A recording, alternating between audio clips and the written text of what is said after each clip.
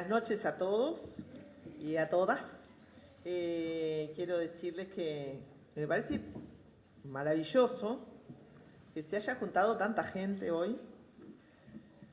Preinicio del fin de semana largo, lo cual muestra que aquellos temas que parecen subsidiarios de los grandes temas, medios, marihuana, en realidad son los que concitan la mayor atención de las personas, contrario a lo que el supuesto sentido común político indica. Así que felicitaciones a los organizadores y agradecimientos a todos los que están acá. Yo, antes de venir, como me imaginé que iba a haber una discusión, un interés, un debate sobre el estado actual del decreto de diciembre y de la ley de comunicación audiovisual, cumplí mi función senatorial y llamé al Ministerio de Industria y Energía a preguntar en qué estado estaban tanto la ley como la implementación efectiva del decreto, es decir, la apertura a los llamados. Y sobre esto, y alguna información recibí, y sobre esto me voy a referir después, pero yo el foco político, el foco que voy a hacer es en la comunicación política, en parte porque creo que al inicio estaba lo de comunicación y poder, entonces más bien me orienté por ahí. Me voy a referir del poder político, me voy a referir a la comunicación política que se hace de la actividad parlamentaria, que es lo que les puedo relatar más jugosamente. Quiero decir que no estoy representando, a pesar de ser un legislador de la bancada de gobierno, la posición del gobierno en este debate, por más que me esforcé por traer la mayor información posible de algo que, a pesar de que son medios de comunicación masiva, siempre permanece bajo cierto secreto, ¿no? Todas las decisiones referidas a esto siempre tienen algo de secretismo, a pesar de que se refieren a los medios de comunicación de masa, pero bueno, es una paradoja. Entonces, toda la información que pueda darles se las doy y en realidad también me voy a referir básicamente al tema de los contenidos, en el entendido de que más allá de cualquier política que intentemos implementar en relación a la desconcentración de los medios, también podemos tener 1000 medios que dicen lo mismo. Entonces voy a tratar de referirme a los contenidos, es decir, ¿qué es lo que pensamos que pasa en la política cuando los medios nos transmiten lo que pasa en la política? O algo así. Es decir, ¿de qué hablamos cuando hablamos de política y cuando recibimos la información de los medios, de los grandes medios masivos de comunicación, acerca de lo que sucede en la política? Lo que los medios recortan, seleccionan y transmiten sobre lo que sucede en el mundo de la política, se transforma eso mismo en un hecho político. No son un instrumento para transmitir lo que pasa dentro del Parlamento, en la torre ejecutiva, sino que constituyen en sí mismos hechos políticos. O sea que mi posición inicial es decir que los medios no traen una narración de la política, sino que hacen política en sentido estricto todo el tiempo.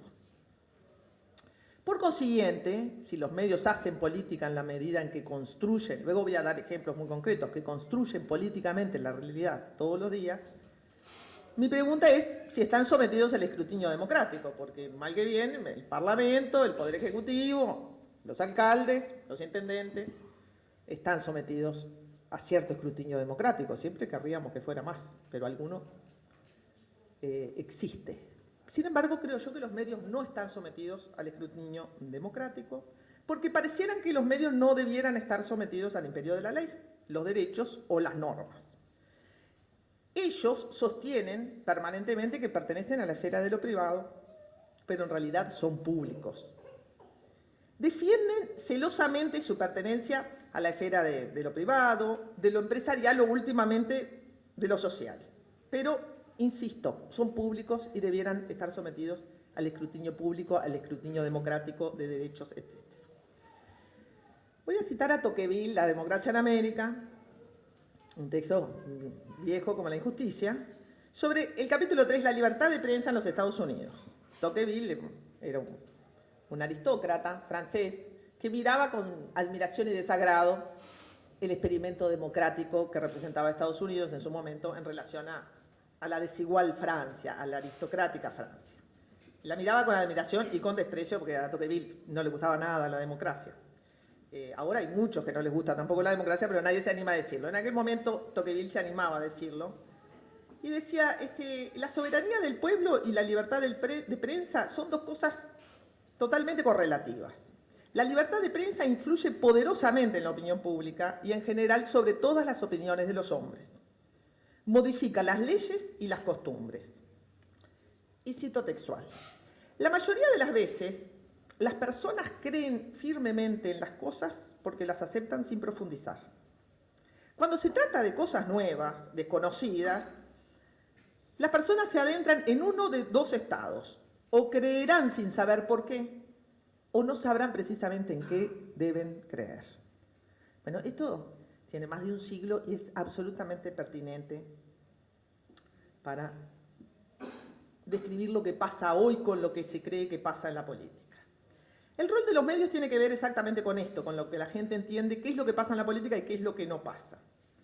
Si bien nosotros tenemos una definición académica de la política, nos referimos al conjunto de instituciones, comportamientos e ideas que refieren a la cosa en común, lo que sucede en la política se bifurca entre unas ciertas cosas que suceden adentro de la política, lo que yo vivo en el Parlamento todos los días, por ejemplo, en el quehacer político cotidiano de la gente cuando vive, sencillamente sin saber que hace política, y en lo que los medios le dicen que pasa allá, donde la gente cree que transcurre la vida política. Allá, en las altas esferas, en el Parlamento, en la torre ejecutiva, en las cumbres presidenciales, etc. La cultura política de una sociedad se mide por lo que la gente cree que sucede en la política. Alguna vez entendimos que había una diferencia entre lo que la gente creía que sucedía en la política y lo que pasaba en la realidad, y esa es lo que Sanguinetti le llamaba la diferencia entre sensación térmica y temperatura. La gente estaba desconforme con el gobierno, pero vivía muy bien, decía Sanguinetti. Quiere decir que la gente no percibe lo que realmente sucede, se la pasan quejando cuando el país anda de maravillas. Es decir, hay una asimetría entre sensación térmica y temperatura. Pero la separación no es tan fácil. Lo que sucede a menudo es inseparable de lo que las personas creen que sucede. Y las creencias impactan definitivamente en las acciones. El ejemplo más claro lo da un autor, Robert Dahl, que analiza el feedback entre una política y la legitimidad del gobierno. Me sonrío porque Rafael Baiza escribió sobre la ley de rendimiento decreciente de las políticas sociales o algo así, que tiene que ver con qué es lo que pasa, qué es lo que hace que una política termine generando legitimidad para un gobierno o aceptación. Una política X, supongamos una política de vivienda para jóvenes pobres. Bueno, ¿de qué depende que una política X tenga aceptación? Depende en general de que cause efectos sobre aquellos que necesitan de la política, es decir, que efectivamente la política termine en viviendas para pobres, lo cual ya es bastante complicado. Pero los políticos en general se entregan enteramente a eso, a que la política cause el efecto que tiene que causar. Pero la creencia en la bondad de una política depende en igual medida que las personas que reciben el beneficio lo perciban como beneficio y no que les resulte indiferente o perjudicial, que crean que el beneficio deriva de esa política y no de Dios, su buena suerte o, no sé, u otra política, y que crean finalmente que esa política que tiene ese beneficio depende del gobierno. Por ponerles un ejemplo, es algo de lo que el Frente Amplio siempre se está quejando, porque dice que en el interior del país las políticas del Frente Amplio Nacional son apropiadas por las intendencias y luego la gente piensa que es la intendencia la que hizo eso, y en esto obviamente los blancos y colorados le llevan una carrera larga a los Frente Amplistas sobre cómo aprovechar las políticas para legitimar su gobierno. En las tres cosas, es decir, en que la gente perciba a esa política como un beneficio, que crea que el beneficio deriva de esa política y que crea que esa política es el resultado del gobierno, los medios son responsables de la relación entre las personas y la política. Así que los medios son responsables por la mitad de la ecuación e impactan enormemente sobre la legitimidad democrática. Los medios le informan a la gente lo que sucede en la política. Y aunque las personas creen que lo que pasa es otra cosa, cosa que a menudo creen, normalmente la actitud de alguien que no sabe mucho de política, la gente piensa en general que no sabe mucho de política, es una tendencia vergonzante. Si ustedes le preguntan a alguien en una encuesta sobre usted qué considera que son los principales problemas del país, quizá alguien le diría la falta de amor, pero bueno, eso no está en la encuesta, y después le nombran una serie de cosas, y la gente tiende a identificar como problemas aquello que cree que debe identificar como problema, porque es de lo que todo el mundo habla, están los medios, es el saber común, es lo que se dice, y nadie quiere estar fuera de la comunidad. Entonces actuamos repitiendo las cosas que creemos que son importantes, y eso termina de cerrar el ciclo. Las encuestas tienden a retroalimentar eso. Si yo le pregunto a la gente, ¿usted qué piensa que hace la política económica? ¿El equipo económico o Mujica? Y la gente dirá, sin saber muy bien de qué le hablan, ni siquiera nosotros sabemos muy bien de qué le hablan a la gente cuando le preguntan eso, pero la gente dirá, no, la política económica la hace el equipo económico, porque tenderán a pensar que eso es lo que deben contestar. Finalmente, la locura es preguntarle a la gente cosas como esa. ¿Usted qué piensa? ¿Qué prefiere? ¿Los derechos humanos o la soberanía popular? ¿No? Cuando estaba toda aquella discusión sobre el voto rosado, que había perdido, y nosotros estábamos lanzando una nueva ley, qué horror. Entonces le preguntaban a la gente, ¿usted qué prefiere? ¿Los derechos humanos o la soberanía? Entonces la gente decía, no, la soberanía. Y entonces los medios sacaban 50%, 60% de la gente no cree que deba pasarse por encima de la soberanía popular. Las encuestas son parte de este rol de mediación entre la gente y la política, o el ciudadano y la política. ¿Qué es lo que sucede visto desde adentro? La intrapolítica. La política que viven los políticos, que tampoco es la política, pero es una parte. Algunos ejemplos. Mi primer día en el Parlamento. Entré a las 9 de la mañana, salí a las 6 de la tarde. Pasaron un montón de cosas en ese día, muchas para una mente o para alguien que se asombra o que no conoce, pasaron 4 o 5 cosas importantes. Llego de noche, prendo el informativo y la renuncia de Saravia, que era de mi mismo sector político, no la renuncia sino unas peleas por la plata, unas amenazas de renuncia, nada que... Entonces, es un anticipo de lo que vendría después, que también se fue construyendo mediáticamente, ¿no? Pero los problemas de Saravia con la plata que le tenía que dar al MPP eran algo central en la política que yo durante, no sé, 10 horas en el Parlamento no había tenido ocasión de vivir, siendo yo parte de ese mismo grupo del cual hablaba la televisión. Esa sensación de alienación con respecto a lo que yo misma vivía como política se produjo más o menos todos los días desde que empecé hasta ahora. Es decir, miro el informativo sobre lo que pasa ya no en la torre ejecutiva ni en la cumbre de presidentes, sino adentro del Senado donde yo trabajo y no reconozco lo que los medios me dicen que pasó. Les reconozco similitudes, pero no el grado de importancia o la forma de resaltar las cosas que los medios resaltan. En ese sentido, soy un testigo privilegiado de la asimetría entre la intrapolítica, que es lo que los políticos hacen adentro, y lo que los medios dicen que sucede en política.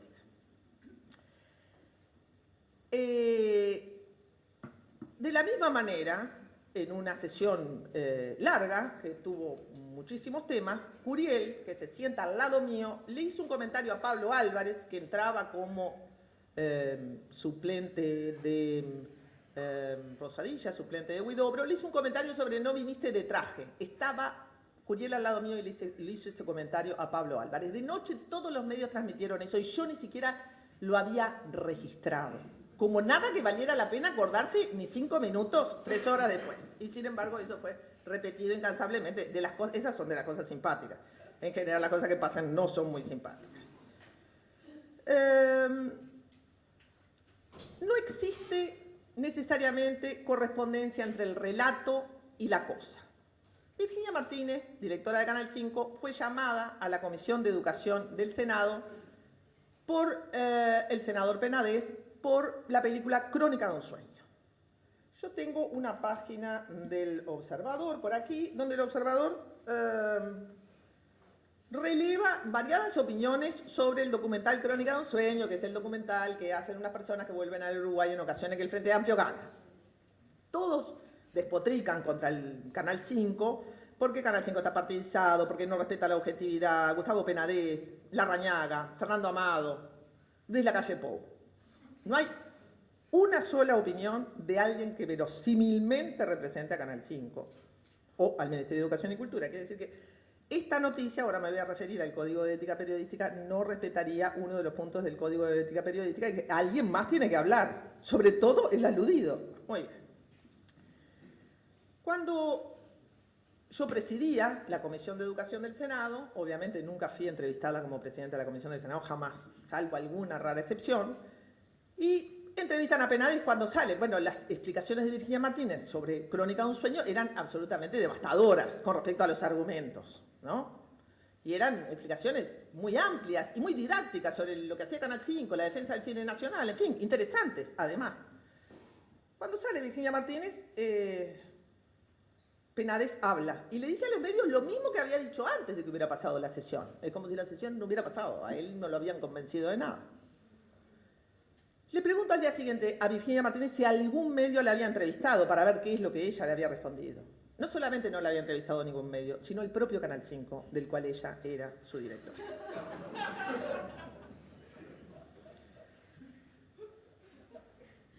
Tengo otras sensaciones. Sí salió luego en 180, luego, las declaraciones de Virginia Martínez y de los que hicieron Crónica de un Sueño.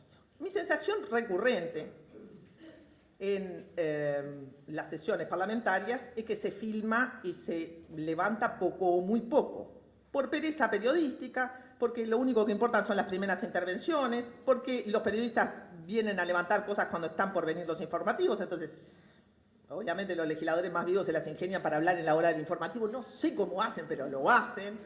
Y la sesión que dura 12 horas, salvo que sea una interpelación, porque bueno, allí el Poder Ejecutivo tiene más rango que el Poder Legislativo, en general no son reseñadas por nadie. La casuística con la que se levantan los argumentos de un debate es tan extraña para mí, que estuve en todo el debate, que yo cuando escucho eso, yo misma no entiendo de qué fue el debate, me imagino lo que le pasará a alguien que ni siquiera estuvo en el debate. El Parlamento es una institución en la que se levanta casi todo, para todo hay actas parlamentarias, taquígrafos, en fin, es una institución que viene como del siglo XIX, pero tiene unas rutinas formidables. Las actas parlamentarias casi no se leen, casi no se conoce el trabajo en comisiones, entonces yo me pregunto, ¿cómo se selecciona? ¿Quién selecciona y con qué criterio? ¿Qué instrumentos usa? Y doy por descontado que cuanto menos informado está el periodista, y más cosas tiene que cubrir el Parlamento, la manifestación del Zunca, y además cobra 6.000 pesos por eso, cuanto menos informado está, más tiende a reaccionar o con el impulso ideológico del medio que lo pone, o con su propia reacción visceral, que en general es ideológica, y no quisiera pasarme de izquierdista diciendo que la ideología es siempre en todas partes la ideología de la clase dominante. Entonces, para contrarrestar los impulsos viscerales, ideológicos que siente el periodista que trabaja en ese medio o que le impone el editor, aunque quiero yo decir que en la encuesta de periodistas, los periodistas dicen que no se sienten presionados por nada, salvo por los avisadores, pero en general no se sienten presionados. Pero la única manera de vencer la tendencia natural que todos los seres humanos tienen a reproducir la ideología dominante es informarse un poco más.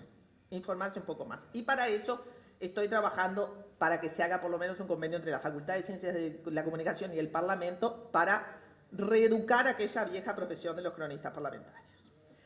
4 efectos violan el derecho a la información de los ciudadanos. Les voy a llamar el efecto poder o emisor, el efecto manada, que viene seguido del efecto cascada, el efecto sangre y el efecto simplificador. ¿A qué me refiero con el derecho a la información de los ciudadanos? A eso que aparece en el Código de Ética y que recoge los principios del Código de Ética periodística, que son periodismo de calidad, rigor informativo y equilibrio periodístico. En el principio 9 de actuación, el Código de Ética dice que la cobertura de los hechos debe ser completa, equilibrada y contextualizada. Primer efecto que distorsiona todas estas buenas pretensiones, que es el efecto poder o el efecto emisor. Los periodistas filman a quien tiene poder, no importa lo que diga, sino la posición que ocupa. Larrañaga hablando de Venezuela.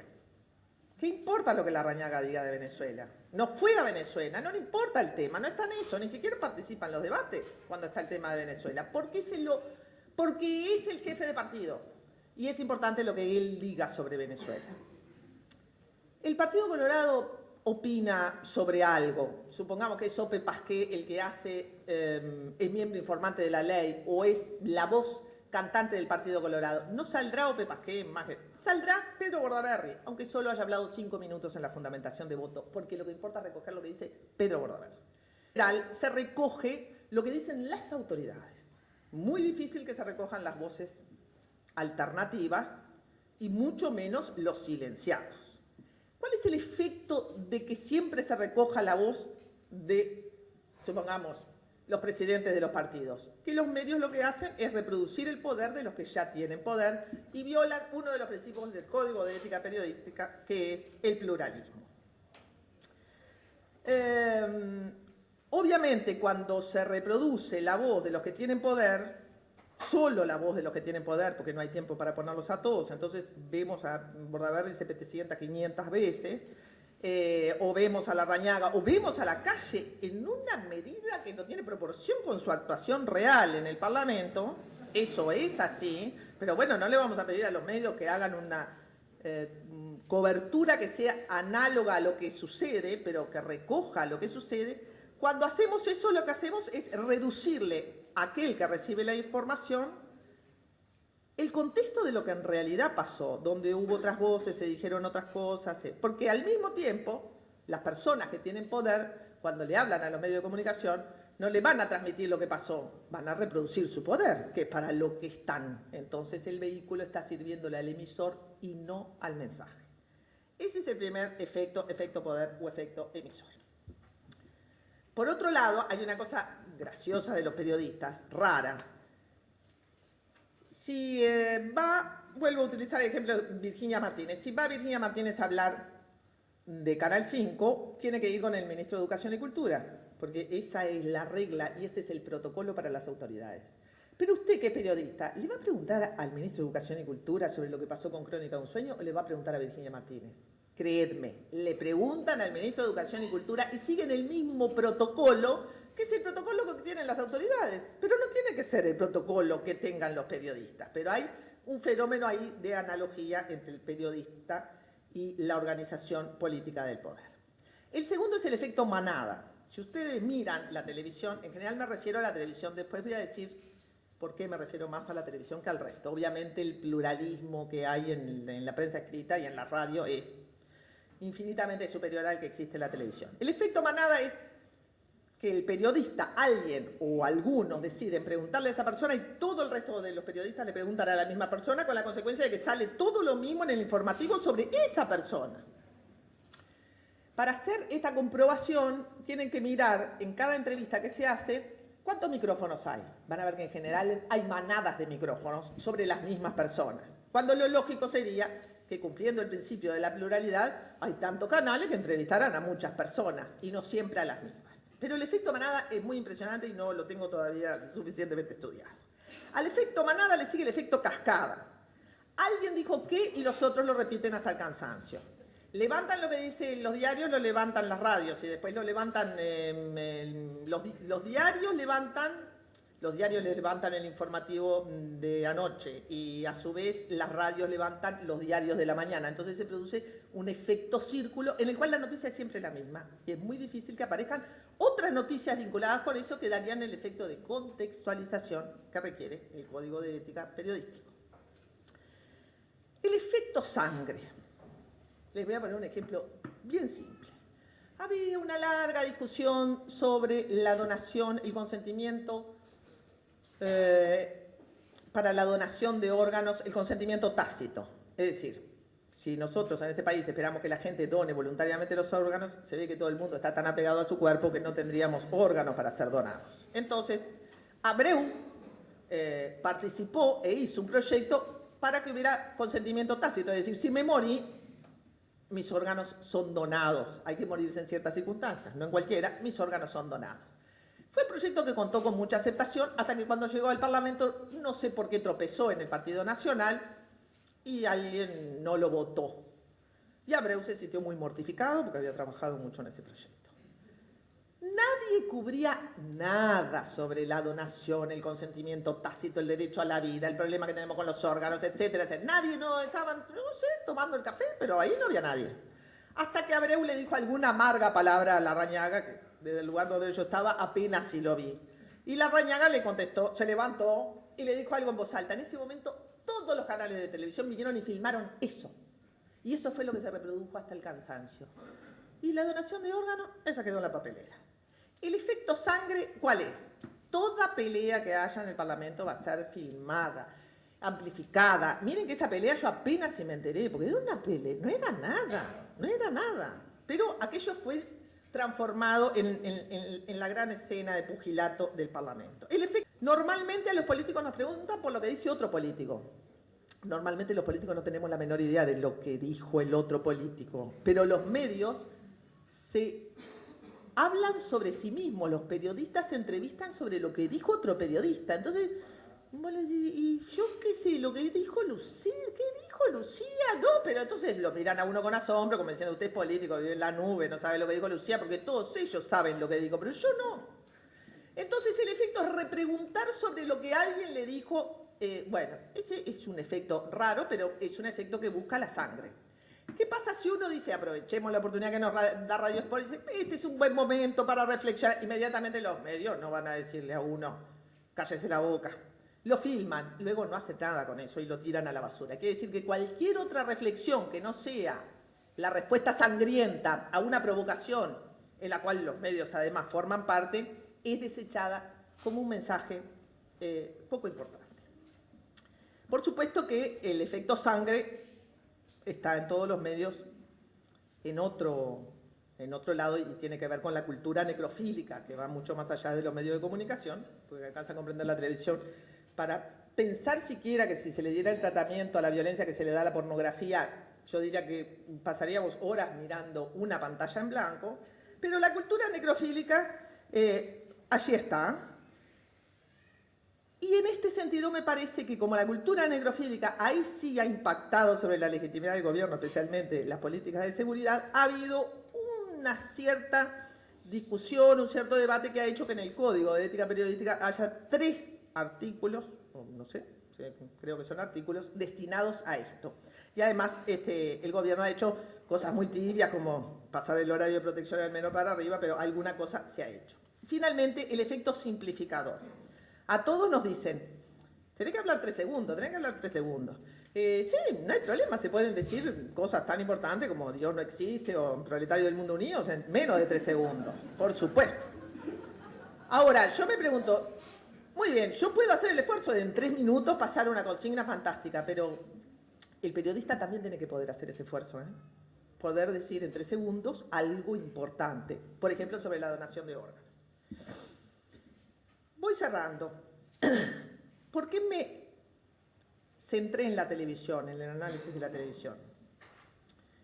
Porque si nosotros en este país tenemos bastante diversificación en materia de radios y mucha diversificación en materia de prensa escrita, creo yo que quizá Argentina tiene algo, pero Brasil, créanme, no tiene nada, y Brasil es grande.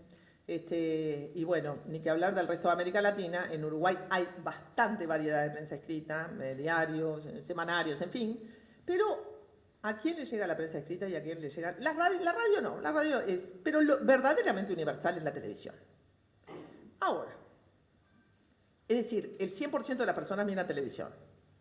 El 51% dice que lee libros, tengo mi duda.